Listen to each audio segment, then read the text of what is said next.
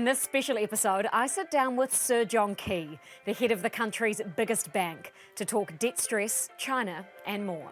The biggest problem we have with our customers is probably not the fees we charge them, it's actually when we say no to them. Corporate balance sheets are in way better shape than they probably almost ever have been. I find it remarkable when people are so worried about foreign capital. Why would you care? I don't care. It's Friday the 11th of August and you're watching Markets with Madison.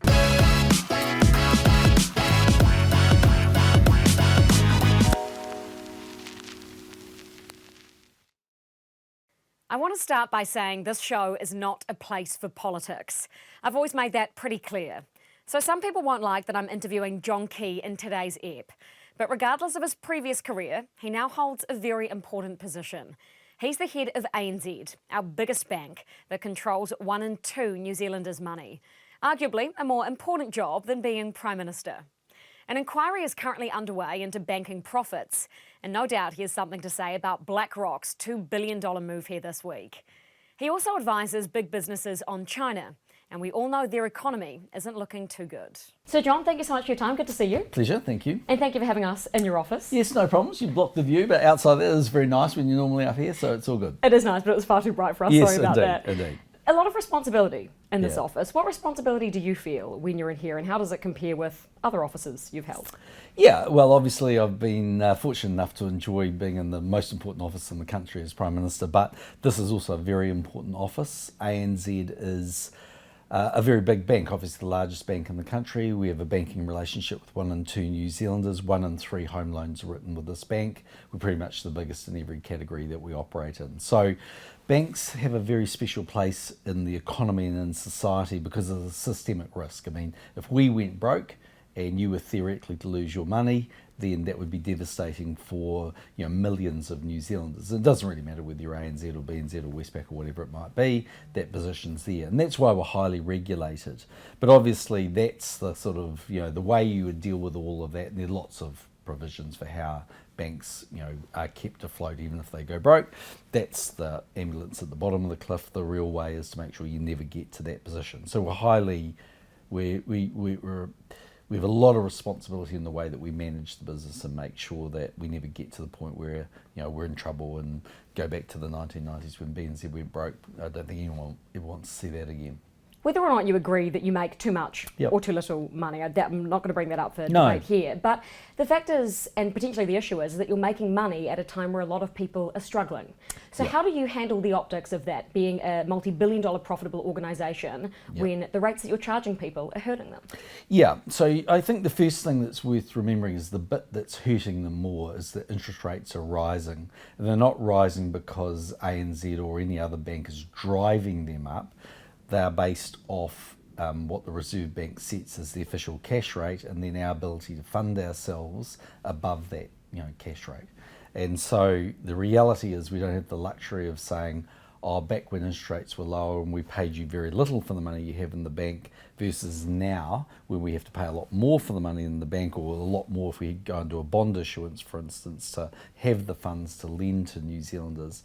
That's all rising. So we're not driving it, if you like. We're just a function of that, like everybody else. Now, the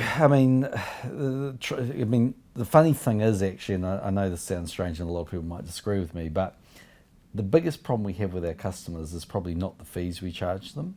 It's actually when we say no to them getting access to funds. So if you look at home loans, and there's a market study inquiry that the government's asked for, it'll report back next year, will be a big part of that because we're, as I said, 1 in 3 home loans. But we feel very comfortable actually going into that. It doesn't mean there won't always be, whenever you have an inquiry, there'll always be things they'll look at and things they'll talk about. But actually, the return on home loans from a banking point of view has been in steady decline for 20 years now. So yes, we make a return. Yes, it's a reasonable return, but it's probably 10 or 11%. It's not excessive or massive compared to so many other businesses, but we just do a lot of it. The Reserve Bank sets the base rules, like you mentioned, the official cash rate, also sets some rules around how much you can and cannot borrow effectively. But then beyond that, you do still make commercial decisions in terms of how much margin you make on top of those rates, and also how much you're comfortable lending and to who, right? And I want to ask you, you borrowed billions to home loans, as you mentioned, one Yeah. of three, while rates were at a record low. Yes. Right? Do you think that ANZ should have been more cautious with the amount of borrowing going out the door and saying yes to people, or should borrowers have been more cautious about the amount of loans that they were taking? Yeah, so there's two parts to that. If I separate them, let's just take home loans. Okay, that's called an LVR ratio, so loan to value ratio. And that means how much money do you put down as a deposit versus how much money do you borrow from the bank. And let's take a simple example. We normally don't go above an 80% LVR. So you want to go and buy a house for $1 million, you need to come up with 200,000, we lend you 800,000. And we've been at the more cautious end of a lot of the banks. In fact, we deliberately stayed under what we were able to do because the Reserve Bank does say there's a certain amount of your portfolio that could, for instance, be at 90% or 95%, but we don't want much of it above, say, 80. But you can have a small amount in the higher amounts. We sort of led the charge actually in saying we're going to have less in those higher areas because we could see the concerns. Now, the reason you do that, of course, is let's say through very low interest rates, property market did exactly what it did, went up crazy amounts, let's call it 50%. So that house for $1 million was not that long ago, let's say 700,000. So if it went back to where it was, it's quite possible having borrowed 800,000, you're now in a negative equity position. So that's the challenge for us, is to work out, what's the sweet spot, what can you actually afford? And when you come in for that mortgage, we test you because we're not interested in winding you up. The number of mortgage sales we have is really low. What we're asking ourselves is, can you afford to pay it? Can you afford to pay the mortgage? So we test you at a rate about 2.5–3% above what you're borrowing. So if you borrow at 5%, we test you on what's called a sensitivity rate of about 8%. I've heard that current stress testing rate is 9%, Yes, under. it is, just under Okay. 9%, exactly right. So what happens is we test you up there because we say that's where we perceive it could go and can you afford it. Now, what's been happening at that time actually when interest rates have been going up is wages have been going up. So actually, if I look at the delinquency, how many of our customers are past 90 days in their home loans, the answer to that is an increasing number, but still about a third of what it was in the global financial crisis. So it's pretty low, like it's definitely well under 1%. Does the lack of stress in the system currently surprise you? Yeah, I'm really surprised. I've been looking for ages actually. In fact, if you go back and look at some of my public comments when COVID came around, I was really negative and it proved to be wrong. You were. I was completely wrong, and the reason for that was I underestimated how much governments would flood the economy with liquidity. They really did what we did in Christchurch, but on a nationwide basis. And secondly, the Reserve Bank basically cut interest rates to zero. So the combination of the two ultimately drove a housing market that went crazy, but I didn't see the transfers happening in the same way. And on the business side, what I can tell you is corporate balance sheets are in way better shape than they probably almost ever have been. It's quite remarkable. So we do look at it and we can feel stress. So for instance, every time the Reserve Bank raises its official cash rate, our contact centre gets more and more phone calls from concerned New Zealanders, right? Times are very clearly tough. As you mentioned, your comments were heading into this negative. Yep. They sound more positive now. What's your outlook for our way out of this? Yeah, well, you haven't been wrong once. It's like a stopwatch, you write twice a day. Okay, so I still do feel a bit negative, and the reason is that I look at it, and firstly, you've now got a lot of people. I mean, we had, as of about 6 months ago, still 2/3 of our customers that borrowed a mortgage for us had a mortgage that had a 2 or a 3 as an interest rate in front of it. Now they're increasingly getting into the sort of numbers 5, 6, 7, whatever it might be. So basically they're starting to flow through. So there is more and more stress coming in the system, and as we can see, inflation's still playing out in things like imported inflation with oil prices and the likes. So I think it's not universal, but I think there's a lot of New Zealanders, many of whom we might not bank. My guess is they're getting under a lot more pressure, and it just feels like that. And you can see the demand for social services, it would indicate that. But I think the mood is feeling more, it's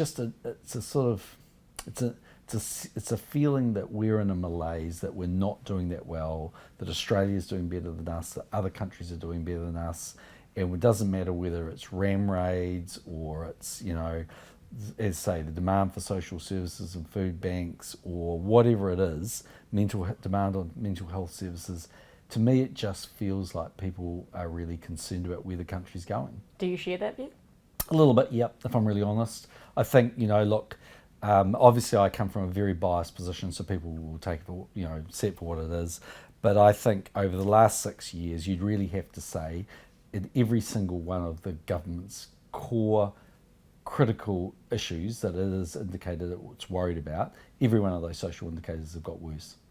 And so I actually think, bluntly, they've kind of failed. I mean, they've borrowed enormous amounts of money, and they've failed to deliver better outcomes. Specifically on the sort of outside view of New Zealand looking in, you spend so much time overseas and travelling. You're heading overseas tomorrow. I am. What's the view of outsiders looking into New Zealand? Did they look at us like we're in a malaise?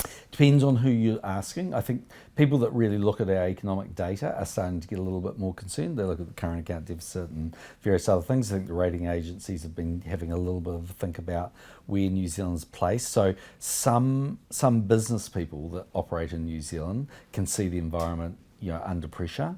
But I think, again, if you just went and asked the average person walking down the street in the United States or whatever, in so much they knew New Zealand, they would say, cool country, I want to go there, Lord of the Rings, All Blacks maybe if they follow rugby, but they'd have a positive feeling about New Zealand. So we can beat ourselves up when we go through different cycles, but I always say to people, and I always say this when I give speeches, we are lucky accidents of either birth or migration because we live here, because New Zealand and Australia, put them sort of a bit together, are very blessed. I mean, we're a great environment.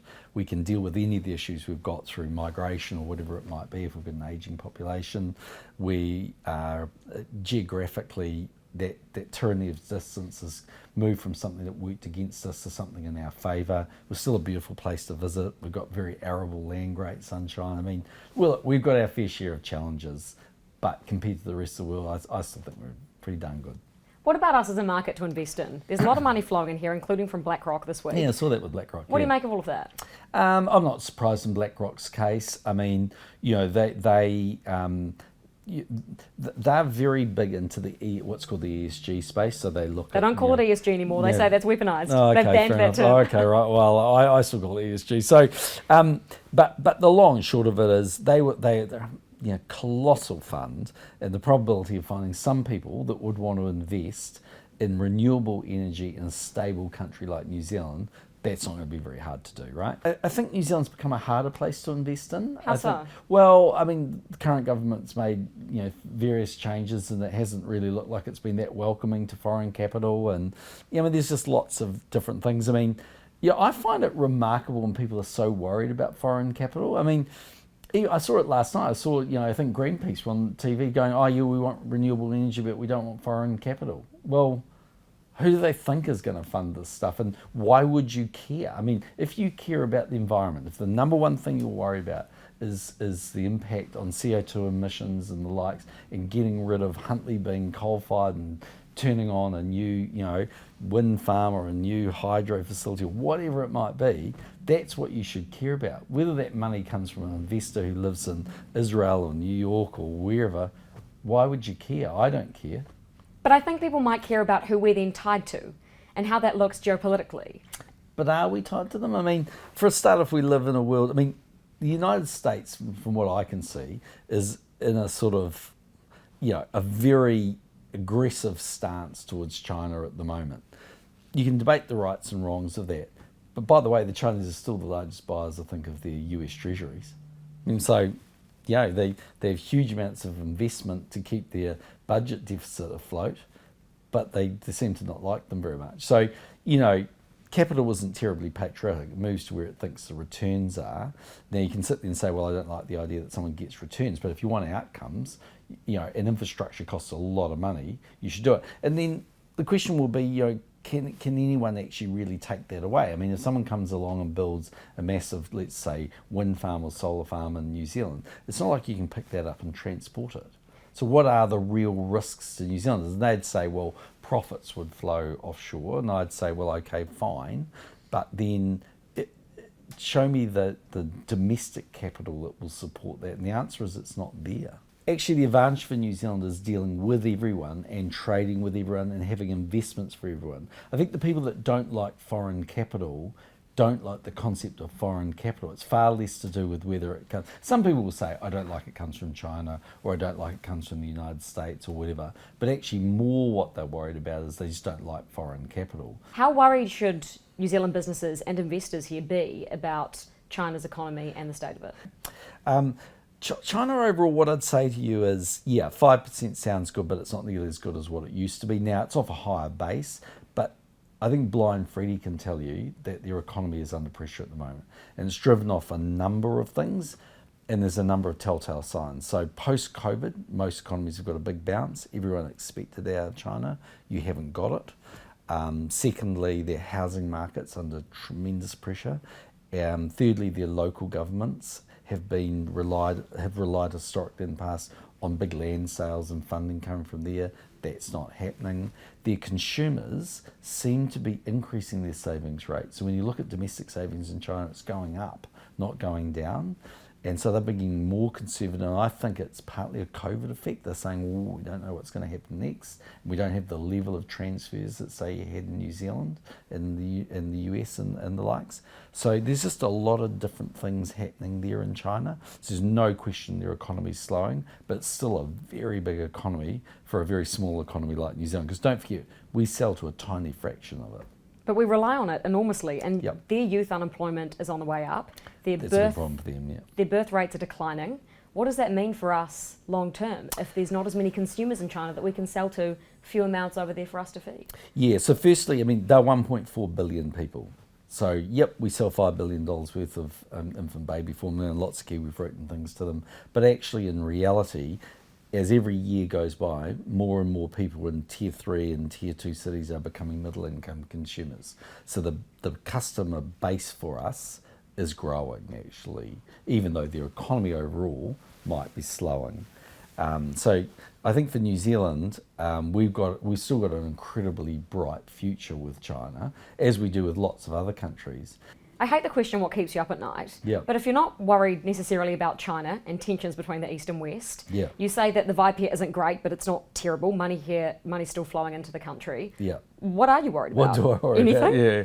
Oh, no, I worry about things. I mean, it's not like I'm not saying there aren't issues with all of these things. You know, I'm alive to all those, and they've changed. I mean, the vibe has definitely changed, say, in the China-New Zealand relationship and things. But what I'm saying to you is that people are a bit prone to, you know, I don't know whether it's exaggeration or overstating things. In other words, maybe it wasn't quite as good before, maybe it's not quite as bad now, if you know what I mean. It's like those things have always kind of been there.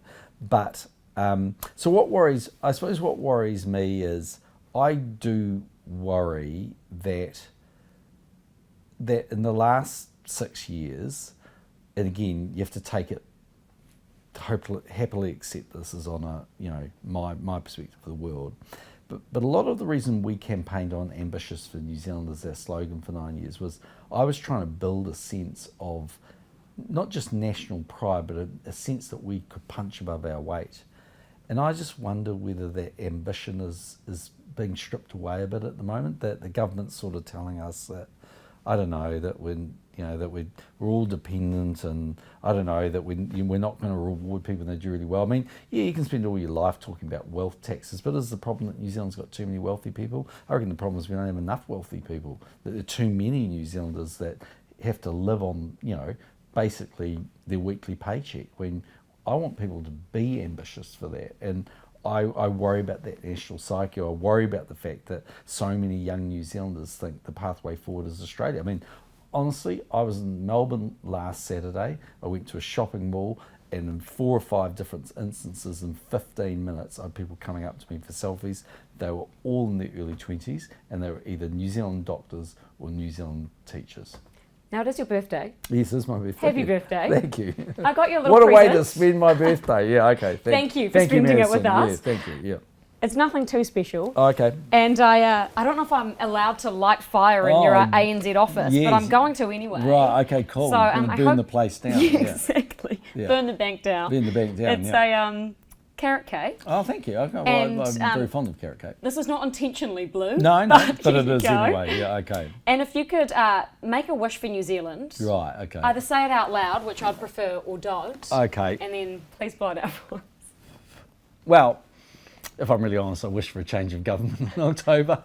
I should have guessed he'd say that, but what a champ for talking to us on his birthday. Now, I did also talk to him about the escalating tensions between the US and China, including what New Zealand should do if they escalate and if China invades Taiwan. I didn't have enough space to put all of that in this specific episode, but stay tuned for an article I've written about it on the Herald. Now go put your money to work.